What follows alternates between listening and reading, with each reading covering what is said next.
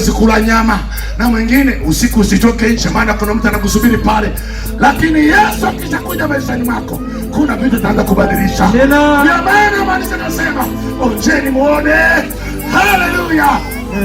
Yesu akatengeneza ukurasa mpya maishani mwangu tena. Hali ya magonjwa yote, malaria, typhoid, amiba, UTI, hebu sema fya. Tasema mwenzako, ulize vipi kako huko? Amekwambia hebu fanya fya. Kila kitu kikaisha. Malaria fya. Typhoid fya. UTI fya. Kichwa fya. Hofu fya. Sema amina. Yesu akija kwako anasema maanisha onjeni muone. Tanzania onja muone.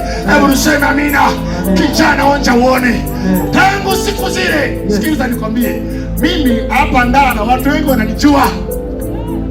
Sina msichana ambaye nimemtongoza. Kama yupo atakuja nishuhudia. Haipo. Hakuna mwanamke. Kwa nini? Nimeshaonja. Yesu amebadili tabia. Amebadili tabia. Hebu sema tabia. Hebu sema tabia.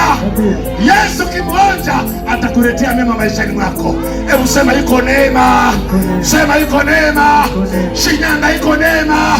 Tanzania iko neema. Kuanzia leo injili inahubiriwa.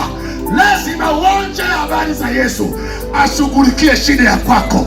Ashughulikie hali ya kwako ambayo ni ngumu. Hebu sema wema.